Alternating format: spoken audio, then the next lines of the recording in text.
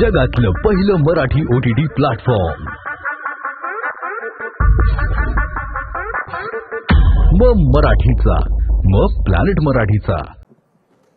खरं तर मनसे हा महाराष्ट्रातल्या राजकारणाचा एक्स फॅक्टर आहे असं म्हटलं तर वावगं ठरणार नाही। तो वेगळ्या अर्थाने एक्स फॅक्टर आहे। त्याचं कारण असं आहे की हा पक्ष सत्तेत असो नसो, त्याचे सदस्य विधानसभेमध्ये किती आहेत किंवा बाकीच्या आस्थापनांमध्ये किती आहेत याने काही फरक पडत नाही। त्यांचं महत्त्व राजकारणातलं हे कायम ठळकपणे अधोरेखित होत राहतं।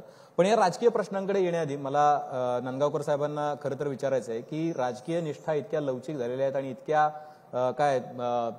हे झालेले आहेत, पातळ झालेले आहेत आणि या काळामध्ये तुम्हाला बघितल्यानंतर ते गाणं खरं वाटायला लागतं की मित्र वणव्यामध्ये गारव्यासारखा। तर तुम्ही या इतक्या राजकीय ऑपॉर्च्युनिटीज असताना सुद्धा तुम्ही इतकी वर्ष सातत्यानं कुठलीही पद किंवा कुठल्याही पद्धतीचं विधानसभेमध्ये लोकसभेमध्ये कुठले प्रतिनिधित्व करण्याची काही संधी आहे की नाही माहीत नाही, अशा काळामध्ये सुद्धा टिकून राहणं हे खूप कठीण असतं। काय तुम्हाला असं इन्स्पायर करतं की आपण हे करत राहिलं पाहिजे, राज ठाकरेंसोबत राहिलं पाहिजे आपण? नमस्कार।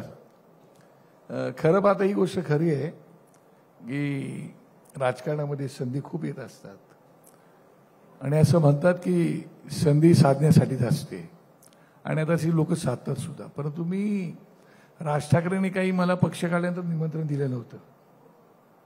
त्यांनी महाराष्ट्राला अर्पण केलं होतं, मी त्यांना अर्पण केलं आणि ते पण बाळासाहेबांना मातोश्रीला जाऊन भेटून सांगून अर्पण केलं आणि त्याच्यामुळे मी त्यांच्यासोबत राहिलो आणि आजही आणि उद्याही राहीन। खरं पाहता मी ठाकरे कुटुंबाचा लॉयलिस्ट माणूस आहे आणि त्याच्यामुळे तुम्ही माझ्यासमोर काही ठेवलं तरी काही त्याचा फरक मला पडणार नाही।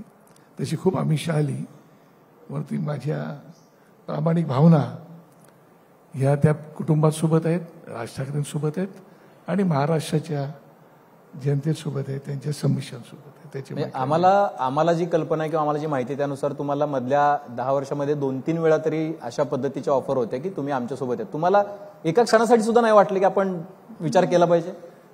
ज्याला तुम्ही स्वतःहून काहीतरी भावनाईक बाळगून असतं त्याला काय वाटायचं कारणच येत नाही आणि कधी येणार पण नाही। मी कुठेतरी बोललो तुम्हाला एकदम टॉपचं पद दिलं तरी जाणार नाही। मी जमिनीवरचा कार्यकर्ता आहे, आय एम व्हेरी हॅपी, खुश आहे मी।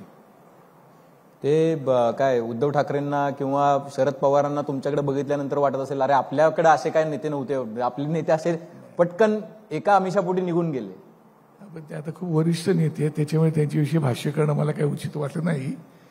परंतु काही वेळेला काही गोष्टी अशा घडतात की काही वेळेला नाईलाज असतो आणि अशा वेळेला काही घडतात गोष्टी आणि तशा प्रकारच्या गोष्टी घडल्या असतील आणि घडल्यात। ठीक आहे।